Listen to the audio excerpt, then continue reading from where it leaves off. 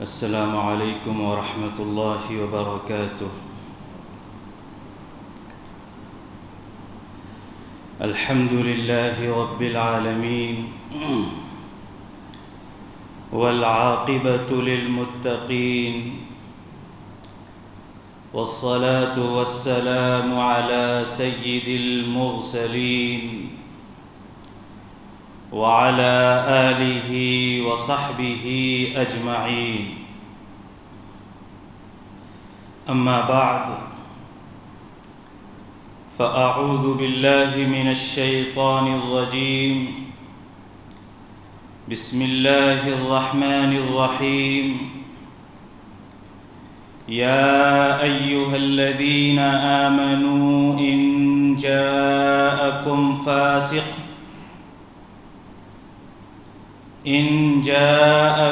فاسق بنبأ فتبينوا أن تصيبوا قوما بجهالة فتصبحوا على ما فعلتم نادمين۔ وقال الله تبارك وتعالى: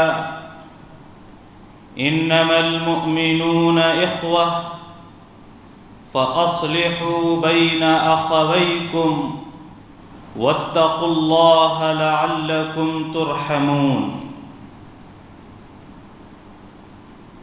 وعن أبي الدرداء رضي الله تعالى عنه أنه قال: قال رسول الله صلى الله عليه وسلم: ألا أنبئكم بدرجة أفضل من الصلاة والصيام والصدقة؟ قالوا بلى، قال: صلاح ذات البين وفساد ذات البين هي الحالقة۔ رواه الإمام البخاري في صحيحه۔ صدق اللہ العظیم وصدق رسولہ النبی الکریم۔ سامعین گرامی قدر، دنیا میں جتنے انسان ہیں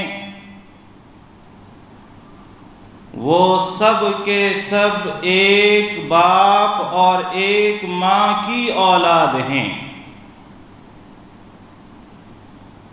اللہ تبارک و تعالی نے انسانوں میں سب سے پہلے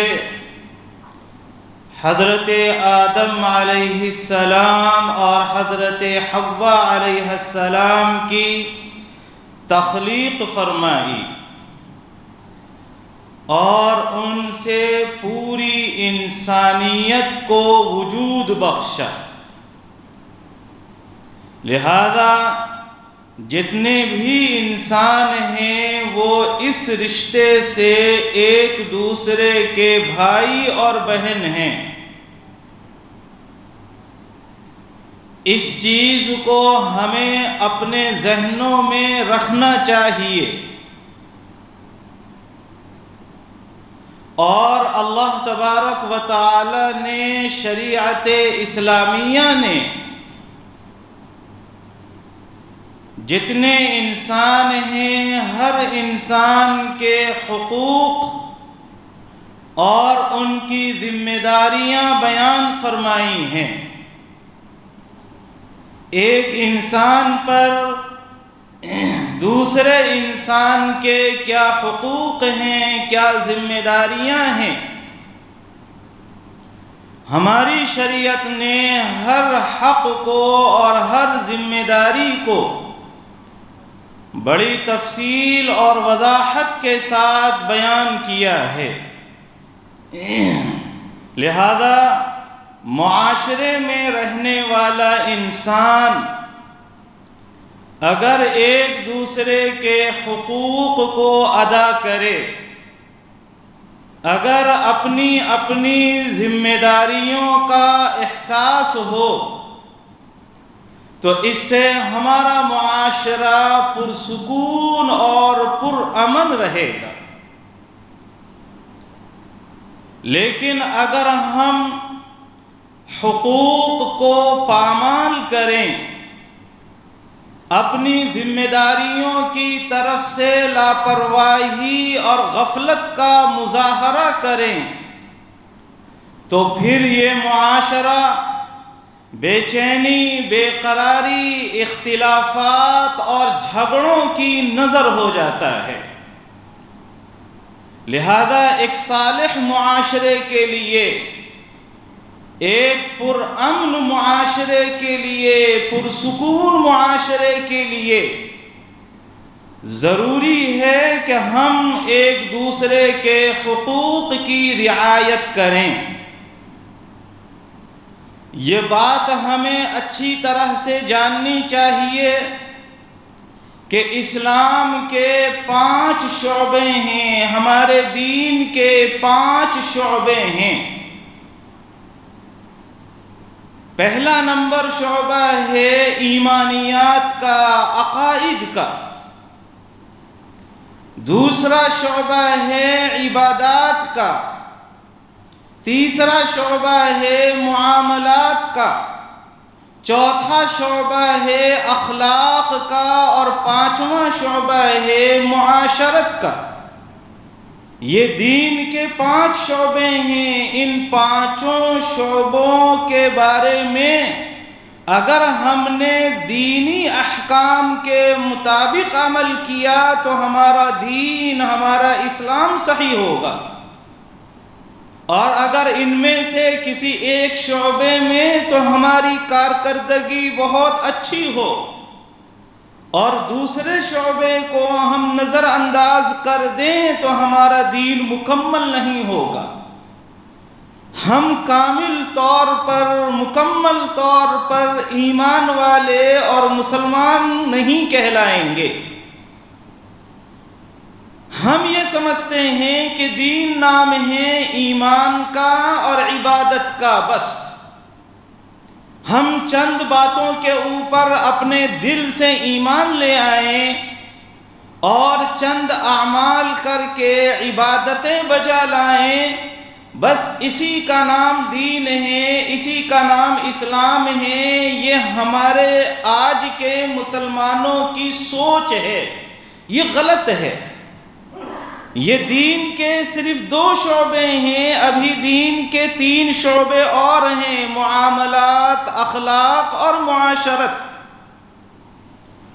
ان 5 شعبوں کے مجموعے کا نام دین ہے، صرف کسی ایک شعبے کا نام دین نہیں ہے۔ 5 شعبے جب ملے اور 5 شعبوں میں، 5 میدانوں میں ہماری کارکردگی اسلام کے مطابق ہو، دین کے مطابق ہو، تو ہم پورے طور پر ایمان والے اور مسلمان ہوں گے۔ تو یہ جو آخری شعبہ بیان کیا گیا ہے معاشرت، اس کا مطلب ہی یہ ہے کہ ہم ایک دوسرے کے ساتھ کس طرح کی زندگی گزاریں، ایک دوسرے کے حقوق کیا ہیں، ان حقوق کو جاننا، اپنی ذمہ داریوں کے بارے میں علم حاصل کرنا، یہ ہمارے لیے فرض ہے، یہ ہمارے لیے واجب اور ضروری ہے، تاکہ ہم دوسروں کے حقوق کو ادا کریں، اپنی ذمہ داریوں کو ادا کریں، ہم سے کسی کی حق تلفی نہ ہو، ہم سے کسی کی شان میں گستاخی نہ ہو، تکلیف نہ ہو، اور اس سے ہمارے دین میں نقص اور کمی پیدا نہ ہو۔ اس کے لیے ضروری ہے کہ ہم اس کو جانیں اور سمجھیں کہ ایک دوسرے کے حقوق کیا ہیں۔ جتنے قریبی رشتہ دار ہیں، ویسے تو ابھی آپ کو بتایا گیا کہ تمام انسانیت ایک دوسرے کی رشتہ دار ہے، سب ایک دوسرے کے بھائی اور بہن ہیں، سب آدم کی اولاد ہیں، حوا علیہ السلام کی اولاد ہیں۔ اس رشتے سے تمام انسان ایک دوسرے کے بھائی اور بہن ہیں۔ لیکن جب یہ سلسلہ دراز ہوا، رشتے بعید ہو گئے، رشتے دور ہو گئے، تو کچھ دور کے رشتے ہوئے اور کچھ قریب کے رشتے ہوئے۔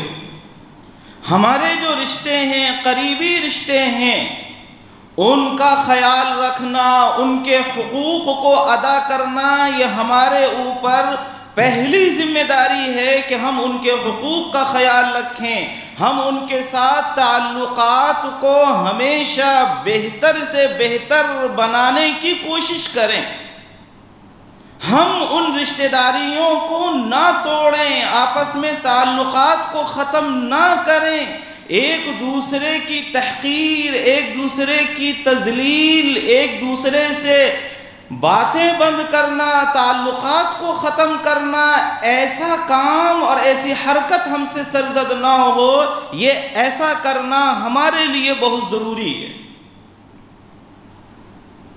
حدیث شریف میں ہے کہ اللہ تبارک و تعالی نے جب مخلوق کو پیدا کیا، تمام مخلوق کی پیدائش ہو گئی، تو رشتہ داری اللہ تبارک و تعالی کی بارگاہ میں کھڑی ہوئی، اور رشتہ داری نے اللہ تبارک و تعالی سے یہ گزارش کی، یہ عرض کیا کہ ھذا مقام العائذ بک من القطیعۃ، یا اللہ یہ جو موقع ہے یہ قطع رحمی سے، رشتہ داری کو توڑنے سے، قطع تعلق کرنے سے آپ کی پناہ چاہنے کا موقع ہے۔ یعنی رشتہ داری نے اللہ تبارک و تعالی سے گزارش کی کہ میں آپ کی پناہ چاہتی ہوں، میں آپ کی مدد چاہتی ہوں، مجھے آپ کے تعاون کی ضرورت ہے کہ جب آپ نے مخلوق کو پیدا کیا ہے تو یہ مخلوق دنیا میں جا کر آپس میں لڑ کے، آپس میں جھگڑ کے یہ رشتہ داریوں کو نہ توڑیں، اس کے لیے مجھے یا اللہ آپ کے تعاون کی اور آپ کی مدد کی ضرورت ہے۔ اللہ تبارک و تعالی نے ارشاد فرمایا اما ترضین ان اصل من وصلکی وَأَنْ أَقْطَعَ مَنْ قَطَعَكِ، کیا تم اس کے اوپر راضی نہیں ہو کہ جو تمہارے ساتھ صلہ رحمی کرے، جو رشتہ داریوں کو جوڑے، میں اس کو جوڑوں گا، اور جو رشتہ داریوں کو توڑے میں اسے توڑ دوں گا۔ یہ اللہ تبارک و تعالی نے رشتہ داری سے، رحم سے یہ فرمایا، یہ معاہدہ کیا، یہ وعدہ کیا کہ میں ایسا کروں گا، دنیا میں جو رشتہ داریوں کو جوڑے گا میں اس کو جوڑوں گا، یعنی اس کے معاملات دنیا کے اور آخرت کے صحیح کر دوں گا، اور دنیا کے اندر جو رشتہ داریوں کو توڑے گا میں اسے توڑ دوں گا، یعنی وہ نہ دنیا کا رہے گا نہ آخرت کا رہے گا، میں اس طرح سے اسے آزمائشوں میں، فتنوں میں اور مصیبتوں میں مبتلا کروں گا کہ وہ کہیں کا نہیں رہے گا۔ یہ اللہ تبارک و تعالی نے کمٹمنٹ کیا ہے، یہ وعدہ کیا ہے رشتہ داری سے۔ اور یہ حدیث سنانے کے بعد نبی مصطفیٰ صلی اللہ علیہ وسلم نے ارشاد فرمایا کہ چاہو تو قرآن کریم کی یہ آیت پڑھ لو، سورہ محمد کی، فَهَلْ عَسَيْتُمْ إِن تَوَلَّيْتُمْ أَن تُفْسِدُوا فِي الْأَرْضِ وَتُقَطِّعُوا أَرْحَامَكُمْ أُولَئِكَ الَّذِينَ لَعَنَهُمُ اللَّهُ فَأَصَمَّهُمْ وَأَعْمَى أَبْصَارَهُمْ۔ اس کا اندیشہ ہے، اس کی قوی امید ہے کہ اگر تم شریعت سے برگشتہ ہوئے، شریعت سے تم ہٹے تو تم زمین میں فساد مچاؤ گے۔ یہ آیت کا ترجمہ ہو رہا ہے کہ اس کا اندیشہ ہے کہ اگر تم شریعت سے ہٹے، اگر تم دین سے ہٹے تو ان تفسدوا فی الارض، تم زمین میں فساد مچاؤ گے، وتقطعوا ارحامکم، اور رشتہ داریوں کو توڑو گے، اور اگر تم نے ایسا کیا تو اللہ تبارک و تعالی ایسے لوگوں کے اوپر لعنت بھیجتا ہے، اللہ تبارک و تعالی انہیں بہرا اور اندھا کر دیتا ہے۔ اولئک الذین لعنہم اللہ فاصمہم واعمی ابصارہم، اللہ انہیں بہرا اور اندھا کر دیتا ہے۔ یہ اللہ تبارک و تعالی کی طرف سے بڑی سخت وعید ہے۔ جو لوگ رشتہ داریوں کو توڑتے ہیں، جو آپس میں اختلافات کرتے ہیں، جو رشتہ داریوں کا احترام نہیں کرتے، جن کو بھائی کا احترام نہیں ہے، بڑے بھائی کا احترام نہیں ہے، چھوٹے بھائی کا احترام نہیں ہے، بیوی کے حقوق معلوم نہیں، شوہر کے حقوق معلوم نہیں، والدین کے حقوق معلوم نہیں، پڑوسیوں کے حقوق معلوم نہیں، اسی طرح سے جو دیگر رشتہ داریاں ہیں، ماموں ہیں، نانا ہیں، خالہ ہیں، پھپھو ہیں، چچا ہیں، ان کے جو حقوق ہمارے اوپر ہیں، یہ اگر ہمیں حقوق معلوم نہ ہو اور ہم ان سے قطع تعلق کر بیٹھیں، ہم ان کے حق کی پامالی کریں، تو ایسے لوگوں کے بارے میں یہ حدیث ہے اور ایسے ہی لوگوں کے بارے میں قرآن کریم کی اس آیت کے اندر اتنی سخت وعید سنائی گئی ہے۔ لہذا اس کا ہمیں بہت ہی اہتمام کرنا چاہیے، بہت پرہیز کرنا چاہیے اس بات سے کہ ہماری کسی حرکت سے، ہمارے کسی عمل سے، ہمارے کسی رویے سے ہمارا کوئی رشتہ دار ہم سے ٹوٹ کر چلا جائے، ہم سے چھوٹ کر چلا جائے، ہم سے روٹھ کر چلا جائے۔ ہمیں ہر حال میں رشتہ داری کو جوڑ کر رکھنا ہے، رشتوں کو توڑنا نہیں ہے۔ رشتوں کو توڑنا آسان ہے، رشتوں کو باقی رکھنا، قائم رکھنا، دلوں میں محبت کو باقی رکھنا، یہ بہت مشکل کام ہے، یہ اللہ کی بڑی نعمت بھی ہے۔ لہذا ہمیں اپنی حرکتوں سے، اپنی انا کی وجہ سے، اپنی دلی عداوت اور نفرت کی وجہ سے، دل کے اندر اپنے چھپے ہوئے بغض اور کینہ اور حسد کی وجہ سے اس طرح کا عمل نہیں کرنا چاہیے کہ ہماری وجہ سے ہمارا کوئی رشتہ دار ہم سے روٹھ جائے، ہماری وجہ سے ہمارے کسی رشتہ دار کو کوئی تکلیف پہنچ جائے اور ہمارا تعلق ختم ہو جائے، ورنہ ہم اللہ تبارک و تعالی اور رسول اللہ صلی اللہ علیہ وسلم کی اس وعید کے شکار ہو جائیں گے۔ رشتہ داری کو جوڑنے والا کون ہوتا ہے؟ ہمارے یہاں یہ بولا جاتا ہے کہ جو مجھ سے تعلق رکھے گا میں اس سے تعلق رکھوں گا، جو مجھ سے تعلق نہیں رکھتا میں بھی اس سے تعلق نہیں رکھتا۔ یہ جو ہے یہ ہماری انا ہے۔ ہم یہ کہتے ہیں کہ اگر تم میرے پاس آؤ گے میں بھی تمہارے پاس جاؤں گا، یعنی اس کو ہم اپنی اخلاقی حالت سمجھتے ہیں کہ یہ ہمارے اچھے اخلاق کی علامت ہے کہ اگر آپ ہمارے پاس آئیں گے تو ہم آپ کو بھگائیں گے نہیں بلکہ ہم آپ کو گلے سے لگائیں گے، لیکن اگر آپ ہمارے پاس نہیں آئیں تو پھر ہم آپ کے پاس نہیں جائیں گے۔ شریعت نے اس کو اچھا اخلاق قرار نہیں دیا ہے۔ نبی مصطفیٰ صلی اللہ علیہ وسلم کا ارشاد گرامی ہے، لیس الواصل بالمکافی ولکن الواصل اذا قطعت رحمہ وصلها، کہ صلہ رحمی کرنے والا وہ نہیں ہے جو برابر سرابر کا معاملہ کرنے والا ہے۔ صلہ رحمی کرنے والا، رشتہ داریوں کو جوڑنے والا وہ شخص نہیں ہے جو برابر سرابر معاملہ کرنے والا ہے کہ مجھ سے رشتہ رکھو گے تو میں تم سے رشتہ رکھوں گا، مجھ سے رشتہ نہیں رکھو گے تو میں تم سے رشتہ نہیں کروں گا۔ یہ اللہ کے نبی صلی اللہ علیہ وسلم کا ارشاد گرامی ہے کہ وہ شخص صلہ رحمی کرنے والا نہیں ہے۔ صلہ رحمی کرنے والا کون ہے؟ رسول اللہ صلی اللہ علیہ وسلم فرماتے ہیں کہ وہ شخص ہے کہ جس سے تعلق کو توڑا جائے پھر بھی وہ تعلق قائم کرے۔ ولیکن الواصل الذی اذا قطعت رحمہ وصلها، لیکن واصل اور صلہ رحمی کرنے والا وہ شخص ہے کہ اگر اس سے تعلق توڑا جائے، رشتہ داری اس سے ختم کی جائے، تب بھی وہ آگے بڑھ کر رشتہ داری کو باقی رکھے، تعلقات کو باقی رکھے، تعلقات کو جوڑنے کی کوشش کرے۔ ایسا شخص صلہ رحمی کرنے والا ہے، ایسا شخص تعلقات کو نبھانے والا ہے، ایسا شخص رشتہ داریوں کو برقرار رکھنے والا ہے، اور ایسے شخص کے بارے میں یہ کہا جائے گا کہ وہ رشتہ داریوں کو جوڑنے والا ہے، اور اس کے بارے میں قرآن و حدیث کے اندر جو وعدے ہیں، بشارتیں ہیں، وہ ایسے شخص کے بارے میں ہوں گی۔ اور جو ایسا نہیں کرتا وہ رشتہ داریوں کو توڑنے والوں کی ہی فہرست میں آئے گا۔ یہ رشتہ داریاں ٹوٹتی کیسے ہیں؟ دلوں کے اندر جو ہمارے نفرتیں ہیں، عداوتیں ہیں، ہمارے دلوں کے اندر ایک دوسرے کو دیکھ کر جو جلنا ہے، کینہ ہے، کپٹ ہے، حسد ہے، ان کی وجہ سے ہم ایک دوسرے سے دور ہوتے ہیں۔ شیطان ہمارے دلوں کے اندر نفرت پیدا کرتا ہے ایک دوسرے کے بارے میں۔ حالانکہ ایک دوسرے سے کینہ رکھنا، ایک دوسرے سے حسد رکھنا، ایک دوسرے سے عداوت اپنے دل کے اندر رکھنا، یہ انتہائی سنگین قسم کی بیماری ہے۔ ایک جسمانی بیماری ہوتی ہے، ایک روحانی بیماری ہوتی ہے، یہ انتہائی سنگین قسم کی روحانی بیماری ہے۔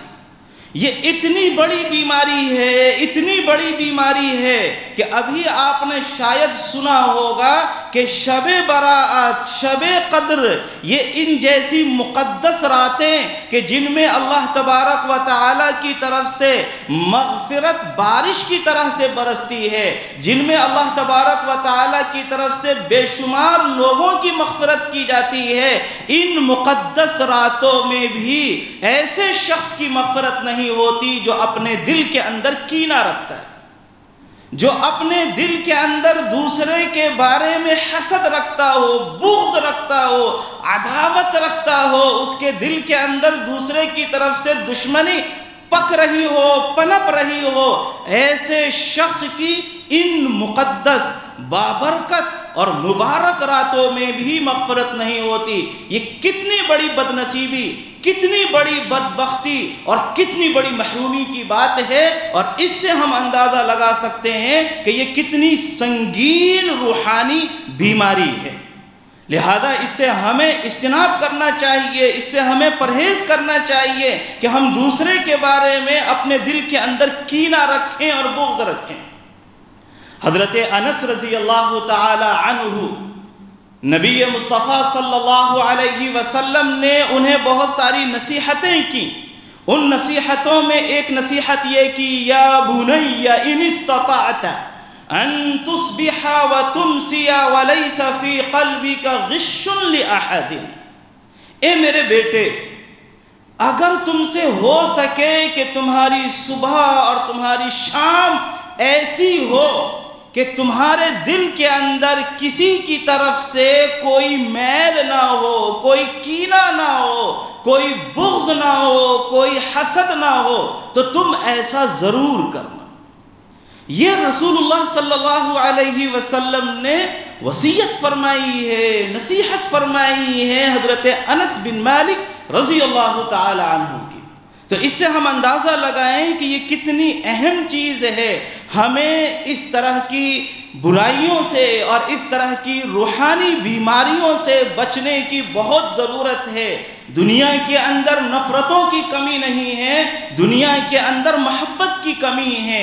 ایک دن ایسا آئے گا کہ ابھی ہم زمین کے اوپر ہیں، لیکن ایک دن ایسا آئے گا کہ ہم زمین کے نیچے رہیں گے۔ ہم نے اس دنیا کے اندر جو چیز چھوڑی ہے اس کے ذریعے سے ہمیں یاد کیا جائے گا۔ اگر ہم نے محبت چھوڑی ہے تو محبت کے واسطے سے ہمیں یاد کیا جائے گا، اگر ہم نے نفرتیں چھوڑی ہیں تو نفرتوں کے نام سے ہی ہمیں یاد کیا جائے گا۔ یہ تمام نفرتیں جو پیسے کی وجہ سے، دکھاوے کی وجہ سے، معاشرے میں سو کالڈ اسٹیٹس کی وجہ سے، یہ جو کمپٹیشن ہے، یہ جو منافست ہے، ایک دوسرے کی تحقیر اور ایک دوسرے کی تذلیل، ایک دوسرے کو پیچھے رکھنے کی جو یہ ریس چل رہی ہے، یہ سب کی سب اس دنیا میں رہ جانے والی ہے۔ جب بلینر مرتا ہے تو اس کے کفن کے اندر کوئی جیب نہیں ہوتا، اس کی قبر کے اندر کوئی لاکر نہیں ہوتا، وہ بھی اسی طرح سے قبر کے اندر جاتا ہے جس طرح سے غریب انسان قبر کے اندر جاتا ہے۔ دونوں کی قبر میں کوئی فرق نہیں ہوتا، اور اگر وہ فرق کرنا بھی چاہے تو اس کا کوئی فائدہ نہیں بلکہ اس کا الٹا نقصان ہوتا ہے۔ یعنی اگر کسی نے احادیث مبارکہ کے اکارڈنگ اپنی قبر نہیں بنوائی، نام و نمود وہاں بھی اگر اس نے کیا تو قبر کے اندر اس کو نقصان ہوگا، قبر کے اندر اس کو عذاب ہوگا، اس کو تکلیف میں مبتلا کیا جائے گا۔ تو یہ جو دنیا کی نفرتیں ہیں، ہمارے لیے ضروری ہے کہ ہم ان نفرتوں کو یہیں ختم کر دیں، ہم ان نفرتوں کو یہیں دبا دیں، ہم محبت کے پیام کو، محبت کے پیغام کو، ایک دوسرے سے خوشگوار تعلقات اور ملاقات کو ہم آگے بڑھائیں۔ آپس کے اندر جو یہ تعلقات بگڑتے ہیں، قرآن کریم میں سورہ حجرات کی ایک آیت میں اللہ تبارک و تعالی نے ایک آیت اللہ نے نقل فرمائی ہے۔ اللہ کا ارشاد گرامی ہے یا ایھا الذین آمنوا ان جاءکم فاسق بنبأ فتبینوا ان تصیبوا قوما بجہالۃ فتصبحوا علی ما فعلتم نادمین۔ اے ایمان والو، اگر کوئی فاسق تمہارے پاس کوئی خبر لے کر آتا ہے تو پہلے اس کی تحقیق کر لو کہ یہ خبر کیسی ہے۔ کہیں ایسا نہ ہو کہ تم جہالت کی وجہ سے کوئی ایسا کام کر بیٹھو کہ کل کو تمہیں ہی ندامت ہو کہ میں نے ایسا کیوں کیا، اس کی خبر کی بیس پہ، اس کی باتوں کی بنیاد پر میں نے یہ حرکت کر لی، کہیں تمہیں ہی ندامت نہ ہو۔ اس لیے ضروری ہے کہ پہلے تحقیق کرو۔ عام طور پر جو آپس میں اختلافات ہوتے ہیں اس میں کسی نہ کسی تھرڈ پرسن کا بڑا رول ہوتا ہے، کسی باہر کے شخص کا بڑا رول ہوتا ہے۔ وہ ادھر کی بات ادھر لگاتا ہے، ادھر کی بات ادھر لگاتا ہے، اور غلط باتوں کے ذریعے سے وہ آپس میں اختلافات کروانا چاہتا ہے۔ اور آج کل کی صورتحال ہماری یہ ہو گئی ہے، ہمارا اخلاقی معیار کتنا ڈاؤن ہو گیا ہے اس کا اندازہ ہم اس سے لگا سکتے ہیں کہ جب دو بھائیوں کے درمیان اختلافات اپنی پیک پر ہوتے ہیں، اپنے عروج پر ہوتے ہیں، تو ہم اس کو انجوائے کرتے ہیں، ہم اسے انجوائے کرتے ہیں، ہمیں مزہ آتا ہے، ہمیں اسے دیکھ کر لطف آتا ہے۔ یہ کس درجہ کی گھٹیا حرکت ہے؟ کیا یہ مسلمانی ہے؟ کیا یہ اسلام ہے؟ کیا یہ نبی رحمت کی امت ہے؟ ہمیں اس کے بارے میں غور کرنا چاہیے۔ یہ انتہائی ذلیل حرکت ہے۔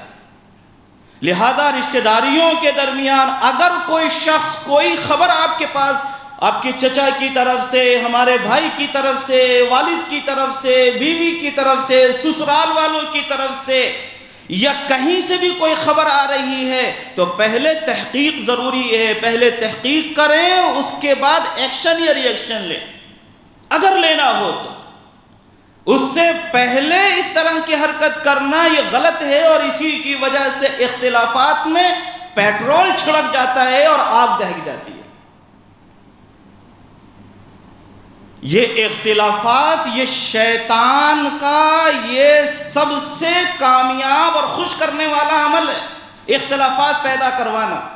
ایک حدیث میں آتا ہے کہ شیطان کبھی کبھی اپنا جو ہے دربار لگاتا ہے، اور پھر اپنے چیلے چپاٹوں کو، اپنے لڑکوں کو جن کو اس نے کام پر لگا رکھا ہے، بلا بلا کے پوچھتا ہے آج تو نے کیا کیا، آج تو نے کیا کیا۔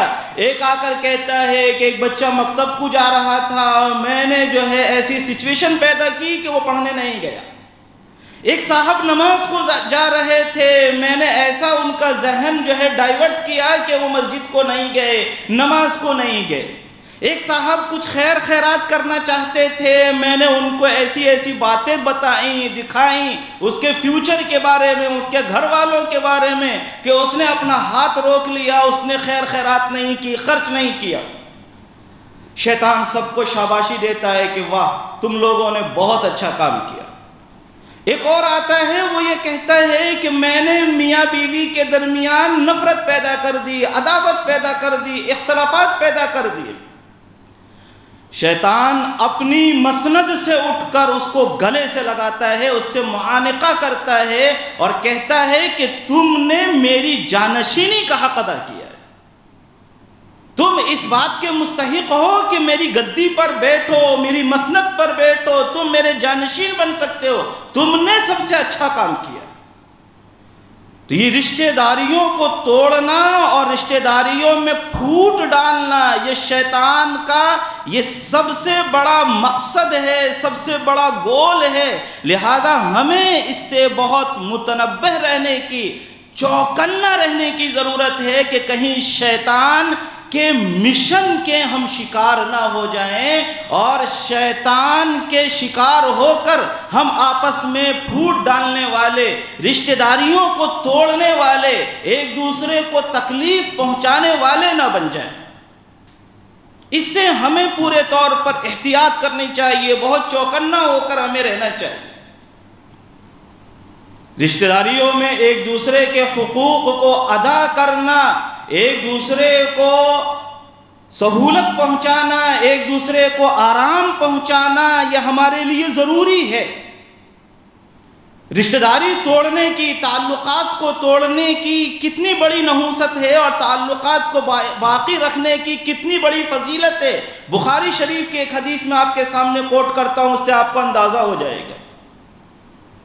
رسول اللہ صلی اللہ علیہ وسلم نے ایک مرتبہ صحابہ سے فرمایا، الا انبئکم بدرجۃ افضل من الصلاة والصیام والصدقہ، سنو کیا میں تمہیں نہ بتاؤں ایسا درجہ، ایسی منزل، ایسا مقام اور مرتبہ جو نماز سے بھی افضل ہو، روزوں سے بھی افضل ہو، صدقے سے بھی افضل ہو۔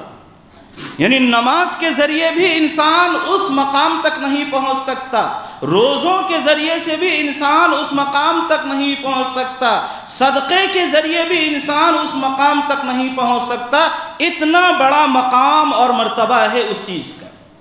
سارے صحابہ ہمتن گوش ہو گئے، سننے کی طرف متوجہ ہو گئے۔ سب نے پوچھا کہ یا رسول اللہ بلا، کیوں نہیں، آپ ضرور ہمیں بتائیے کہ وہ کون سا درجہ ہے، وہ کون سا مقام ہے، وہ کون سا مرتبہ ہے۔ تو رسول اللہ صلی اللہ علیہ وسلم نے فرمایا، صلاح ذات البین، رشتہ داریوں کو جوڑنا، وفساد ذات البین ہی الحالقہ، رشتہ داریوں کو جوڑنا، رشتہ داریوں کو جوڑنے کا جو درجہ ہے، رشتہ داریوں کو باقی رکھنے کا جو درجہ ہے، وہ درجہ نماز سے بھی حاصل ہونے والا نہیں، روزوں سے بھی حاصل ہونے والا نہیں، صدقے سے بھی حاصل ہونے والا نہیں۔ رمضان شریف ہمارا آنے والا ہے، بہت سارے لوگ عبادت کریں گے اور اللہ تبارک و تعالی سب کو توفیق دے عبادتوں کی۔ اس میں ہمیں خیال رکھنا چاہیے کہ رمضان میں ہم تلاوت کریں گے، نمازیں پڑھیں گے، روزے رکھیں گے، لیکن اگر رشتہ داریوں کو توڑ کر ہم یہ کام کر رہے ہیں تو یہ چیزیں ہماری اتنی مفید نہیں ہوں گی، اتنی فائدہ مند نہیں ہوں گی جتنی فائدہ مند ہونی چاہیے۔ لہٰذا ہمیں رشتہ داریوں کو توڑنا نہیں ہے بلکہ رشتہ داریوں کو جوڑنا ہے۔ رشتہ داریوں کو توڑنے کا نقصان اور اس کی نحوست، اختلافات اور جھگڑوں کی نحوست کیا ہے؟ رسول اللہ صلی اللہ علیہ وسلم کا ارشاد گرامی ہے، ہی الحالقہ، رشتہ داریوں کو توڑنا یہ دین کو مونڈ دیتا ہے۔ مونڈنے کا مطلب ہے کہ جیسے ہم بالوں کو مونڈ دیتے ہیں، گنجے ہو جاتے ہیں، سر پر ایک بھی بال نہیں رہتا، اسی طرح سے اگر کوئی رشتہ داریوں کو توڑنے کی حرکت کر رہا ہے تو اس کا دین بھی اسی طرح سے صاف ہو جاتا ہے، اس کا دین باقی نہیں رہتا۔ یہ اتنی سخت وعید رسول اللہ صلی اللہ علیہ وسلم نے سنائی ہے۔ لہذا ہمیں اپنے آپ سے دوسروں کو فائدہ پہنچانے کی کوشش کرنی چاہیے، ہمیں اپنے آپ سے دوسروں کو تکلیف نہ پہنچے اس کا پورا خیال رکھنا چاہیے۔ میں ایک آخری بات پر اپنی بات ختم کرتا ہوں۔ امام غزالی رحمہ اللہ نے اپنی کتاب احیاء علوم الدین کے اندر لکھا ہے کہ دنیا کے اندر جتنے جانور ہیں ان کی 3 قسمیں۔ ایک قسم ان جانوروں کی ہے جو لوگوں کے لیے فائدہ مند ہیں، نقصان دہ نہیں ہیں۔ ایسے جانور ہیں بہت سارے جو لوگوں کے فائدے کے لیے ہی ہیں، بکریاں ہیں، بکرے ہیں، گائے ہے، بیل ہے، بھینس ہے، وغیرہ وغیرہ، ان کا فائدہ ہی فائدہ ہے۔ اور ایک قسم ان جانوروں کی ہے کہ جن کا صرف نقصان ہے، کوئی فائدہ نہیں ہے، اللہ ماشاءاللہ کوئی فائدہ نکل کر آتا ہو۔ سانپ ہیں، بچھو ہیں، درندے ہیں، ان کا صرف نقصان ہے، کوئی فائدہ نہیں ہے۔ اور ایک قسم ایسے جانوروں کی ہے کہ جن کا نہ کوئی فائدہ ہے نہ کوئی نقصان ہے۔ جنگل کے اندر بعض جانور ایسے ہوتے ہیں کہ جن کا کوئی فائدہ بھی نہیں ہوتا بظاہر، اور جن کا کوئی بظاہر نقصان بھی نہیں ہوتا۔ یہ بیان کرنے کے بعد امام غزالی فرماتے ہیں کہ اے انسان، تم غور کرو، تم تو اشرف المخلوقات ہو، جانور نہیں، حیوان نہیں، تم اشرف المخلوقات ہو۔ تمہیں تو ان تینوں قسموں سے اعلیٰ ہونا چاہیے۔ جانور کی جو پہلی قسم ہے جو دوسروں کے لیے سب بالکل مفید رہتے ہیں، ان سے بھی اعلیٰ ہونا چاہیے، لیکن اگر کوئی انسانیت کے مقام پر فائز نہ ہونا چاہے تو کم از کم جانوروں کا جو پہلا مقام ہے، پہلا درجہ ہے، اس پر تو آ جائے کہ ہم سے صرف دوسروں کو فائدہ ہو۔ لیکن اگر کوئی شخص جانوروں کے پہلے درجے پر بھی نہ رہنا چاہے تو کم از کم یہ رہے کہ وہ آخری درجے والے جانور پر آئے کہ جن کے ذریعے نہ کوئی نقصان ہوتا ہے نہ کوئی فائدہ ہوتا ہے. اور یہ بہت بدترین صورت ہوگی کہ ہمارے ذریعے سے صرف کسی کو نقصان ہو. تو اللہ تبارک و تعالی ہمیں ایسا انسان بنائے کہ ہمارے ذریعے سے دوسروں کو فائدہ ہو، ہمارے ذریعے سے کسی کو تکلیف نہ ہو. ہم رشتہ داریوں کو جوڑنے کی کوشش کریں. ہم نے اگر کسی سے قطع تعلق کیا ہے تو ہم آج ہی وعدہ کر لیں اللہ تبارک و تعالی سے کہ ہم اس چیز کو ختم کر کے تعلقات کو جوڑیں گے، تاکہ ہم اللہ تبارک و تعالی کی اور رسول اللہ کی لعنت کے مستحق نہ ہوں. اللہ تبارک و تعالی ہماری رشتہ داریوں کو جوڑے، ہمارے دلوں کے اندر محبت، الفت، اتحاد پیدا فرمائے. وآخر دعوانا الحمد للہ رب العالمین.